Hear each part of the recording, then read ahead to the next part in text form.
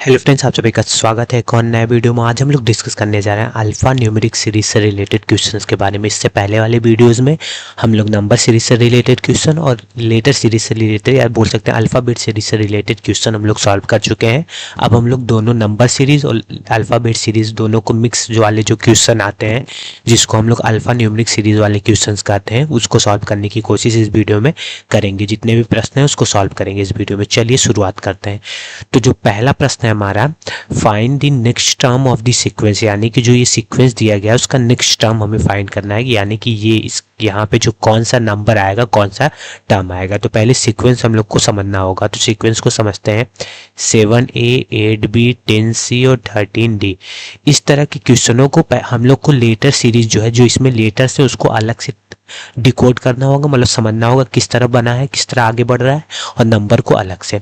तो लेटर को देखते हैं। ए के बाद बी लिखा है, बी के बाद सी लिखा है, सी के बाद डी लिखा है, तो यानी कि इसके बाद डी के बाद कौन सा लेटर आता है? ई। तो जो इसका अगला टर्म है, जो उसके संग जो लेटर आने वाला है वो तो ई ही आने वाला है। ये तो यहाँ से क्लियर हुआ, ठीक है।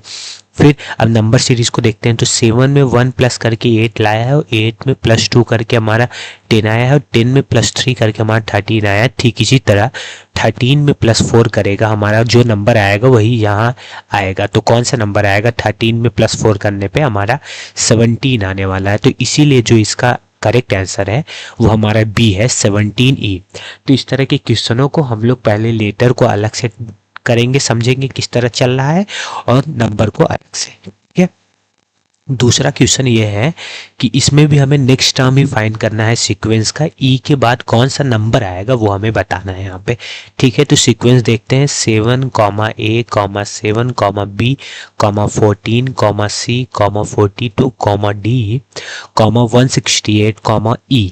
इसके बाद कौन सा नंबर आएगा, क्योंकि लेटर तो उस नंबर के बाद आएगा। तो यही हमें यहाँ जो ऑप्शन में भी नंबर सी दिए हैं, तो नंबर हमें निकालना है। तो नंबर वाली सीरीज को केवल हम लोग देखने की कोशिश करेंगे, ठीक है।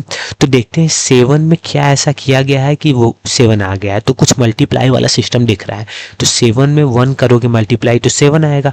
7 में प्लस मल्टीप्लाई 2 करोगे, सॉरी 14 आएगा। 14 में मल्टीप्लाई अगर आप 3 करेंगे तो 42 आएगा, और 42 में 4 अगर मल्टीप्लाई करेंगे तो 168 आएगा। यानी कि इसके बाद जो वो लेटर नंबर आना है उसमें हम लोग 5 मल्टीप्लाई करेंगे 168 में। तो 168 में आप लोग जब 5 मल्टीप्लाई करेंगे तो हमारा आएगा 840। क्या आने वाला है? 840। तो करेक्ट आंसर हमारा क्या होगा इस क्वेश्चन का? हमारा D is the correct answer, ठीक है।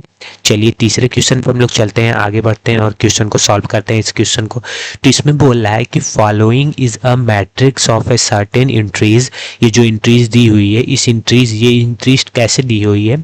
ये कुछ ट्रेंड फॉलो कर रहा है रो वाइज। रो वाइज क्या होता है? रो हमारे ये होता है। तो यानी कि इस रो में अलग अलग रो में अलग अलग ट्रेंड फॉलो कर रहा है, ठीक है। अलग अलग रो में अलग अलग ट्रेंड फॉलो कर रहा है। यहाँ 3 होगा, ठीक है। तो वही हमें देखना है, और यहाँ इस वाले जगह कौन सा टर्म आएगा, कौन सा लेटर आएगा, क्या होगा, वही हमें बताना है। रो वाइज ये ट्रेंड फॉलो कर रहा है, तो हमें ट्रेंड को पहले समझना होगा, ठीक है। तो जैसा कि आप लोग ध्यान से देखेंगे ना, तो ये जो बीच का नंबर जो आया है वो इस किनारे के दोनों नंबर को ऐड करके आया है। 7 में +3 ऐड करोगे तो हमारा 10 आएगा। और ये लेटर कैसे आया? लेटर को हम लोग ऐसे ही रखते हैं, अभी जैसा यहाँ लिखा है BAC वैसा इसको यहीं पे छोड़ देते हैं, ठीक है। अब हम लोग देखते हैं 3 और 6 क्या करने पे, ऐड करने पे हमारा 9 आता है, और बीच में हमारा जो नंबर है वो 9 है। तो यानी कि नंबर निकालने का तो हमें ट्रेंड पता चल गया है कि ये आगे का जो नंबर है और ये इधर जो नंबर आएगा उसको दोनों को ऐड करने पे ये बीच वाला आने वाला है। तो 10 में क्या ऐड करोगे कि ये बीच वाला आ जाए, 13 आ जाए, 3।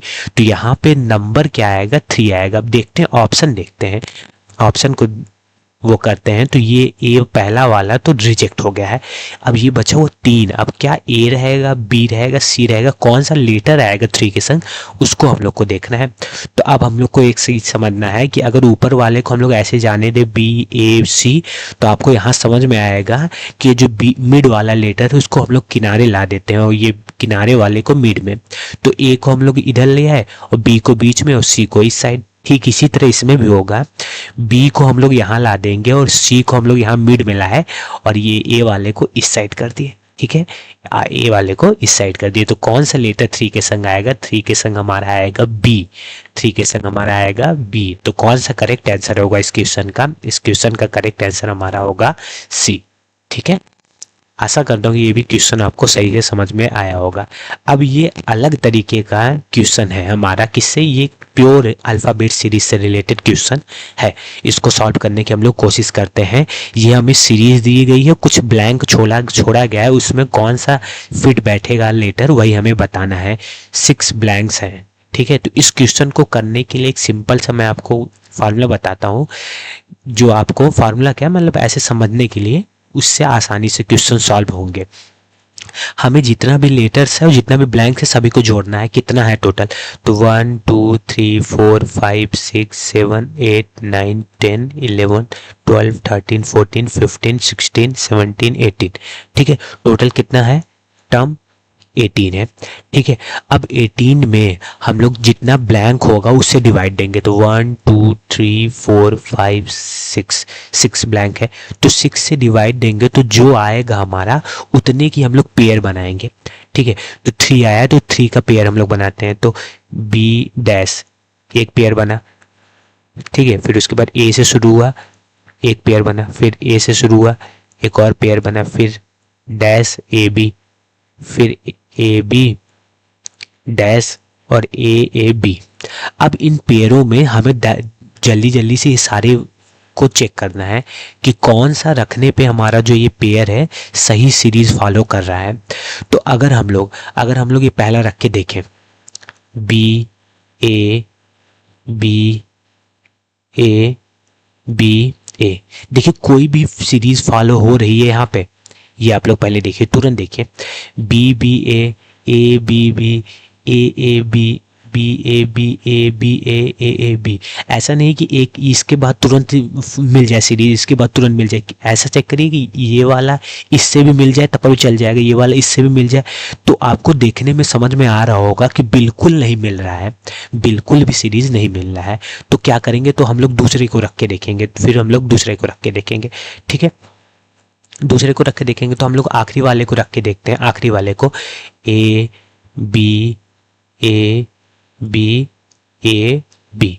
अब देखिए सीरीज मिल रहा है क्या? तो यहाँ आपको देखने में मिलेगा A B B A B और A B B A B A B A B. देखिए ना, ये वाला इससे मैच कर रहा है, ये वाला इससे मैच कर रहा है, ये वाला इससे मैच कर रहा है और ये वाला इससे मैच कर रहा है। यानी कि हमारा क्या हुआ? सीरीज फॉलो कर गई है। कौन सा हमारा रखने पे? हमारा ये डी वाला ऑप्शन पुट करने पे सीरीज फॉलो की है।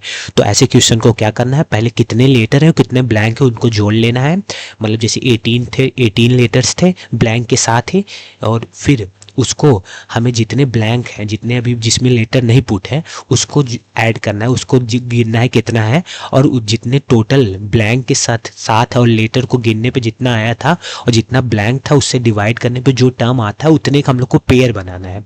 उतने का हमें पेयर बना के सारे को पुट करके देखना है, चारों ऑप्शन को जल्दी जल्दी, और तुरंत हमें समझ में आ जाएगा कि कौन सा पेयर फॉलो कर रहा है। ऐसा नहीं है कि एक के बाद जस्ट ये वाला जस्ट इससे मैच हो जाएगा, ऐसा नहीं होगा। कभी का हो भी जाएगा, कभी कभी नहीं होगा। तो आपको आगे पीछे करके देखना होगा कि कौन सा फॉलो हो रहा है। ठीक है, कभी ऐसा भी होगा कि ये जो आएगा हमारा ब्लैंक और ये जो लेटर आएगा ये आपस में डिवाइड नहीं होगा, फुल्ली डिविजिबल नहीं होगा। तो उस क्वेश्चन में हमें डायरेक्ट पुट करके देख लेना है कि कौन सा सीरीज फॉलो हो रहा है। ठीक है, तो आशा करता हूँ कि ये आपको समझ में आया होगा। ठीक इसी तरह ये हमारा 5वां प्रश्न है। 5वें प्रश्न को भी हम लोग को सॉल्व अगर करना होगा कि सॉल्व करिए, A B dash B C D C D dash D. ठीक है, कितना है? ये 4, फिर ये 4 8, 4 12, 4 16, 4 20, टोटल 20 लेटर है। कितना ब्लैंक है? 1 2 3 4। 4 से इसमें डिवाइड देंगे तो कितना आएगा? 5 का हम लोग को पेयर बनाना है। तो ए बी देखिए यहाँ बनाई ए बी डैश। ठीक है, B dash B C B, 3 2 5। ठीक है, फिर डैश, 2 मिनट रुकिए, 5 का पेयर बनाना है, ये तो हमें समझ में आ गया। D C. ठीक है, अब एक है DED-D। अब हमें रख के देखना है कि कौन सा रखने पे पेयर बन रहा है कि नहीं। तो ये आपको जल्दी से चेक करना होगा। ए अगर ये पहला वाला रखिए ABCD, कहीं कुछ पेयर बन रहा है, आगे पीछे कहीं भी देख लेंगे आप लोग तो पेयर कहीं आपको मिलते हुए समझ में नहीं आएगा। CD यहाँ दिख रहा है, DED-D, 3 बार B फिर CB, कहीं कुछ मैचिंग आपको समझ में नहीं आएगी। लेकिन जस्ट आप लोग 1-2 और रखेंगे तो आपको समझ में आएगा कौन सी मैचिंग होगी।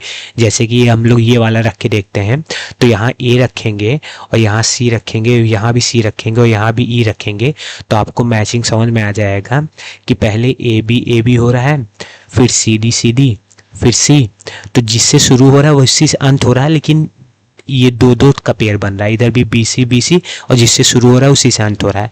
CD जिससे शुरू हो रहा है उसी से अंत हो रहा है। DD फिर D से हमारा अंत, यानी कि ये हमारा मैच कर रहा है। ठीक है, तो इसको इसी तरह हम लोग को सॉल्व करना है। तो वीडियो कैसा लगा कमेंट करके ज़रूर बताइएगा और वीडियो को लाइक एंड चैनल को सब्सक्राइब जरूर करिएगा। धन्यवाद।